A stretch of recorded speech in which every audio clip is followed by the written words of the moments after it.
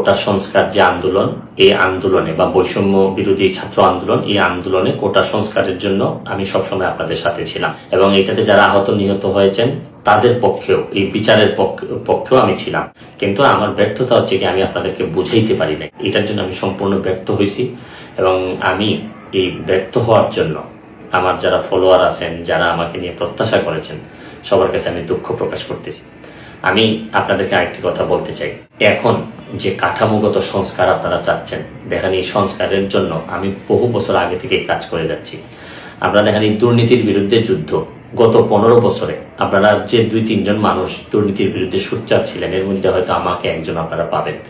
আপনারা জানেন যে আমি এস আলমের বিরুদ্ধে নিজে বাদী হয়ে মামলা করছি টাকা পাচারের জন্য। আওয়ামী লীগের বর্তমান কমিটির যিনি প্রচার সম্পাদক আব্দুস সুবহান গোলাপ, তার আমেরিকাতে 9 বাড়ি থাকা নিয়ে আমি নিজে বাদী হয়ে মামলা করছি। কমিশনার মতিউরের বিরুদ্ধে আমি মামলা করছি। আমি সালাম মুর্শিদের বাড়ির নিয়ে মামলা করছি।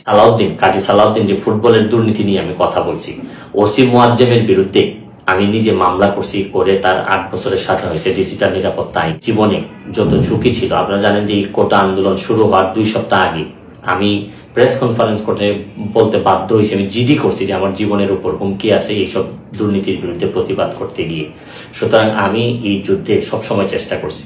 এখন আপনারা যারা যে যুদ্ধ শুরু করছেন, ছাত্র জনতার নেতৃত্বে যে যুদ্ধ, এই যুদ্ধে আমি মনে করি যে দুর্নীতির বিরুদ্ধে যুদ্ধ, এই যুদ্ধে আমি আপনাদের সবসময় আমি আপনাদেরকে দোয়া করি যে আমি যতদিন আসি চেষ্টা করে যাব দুর্নীতির বিরুদ্ধে এই যে যুদ্ধ, এই যুদ্ধে সবসময় শরীক থাকার।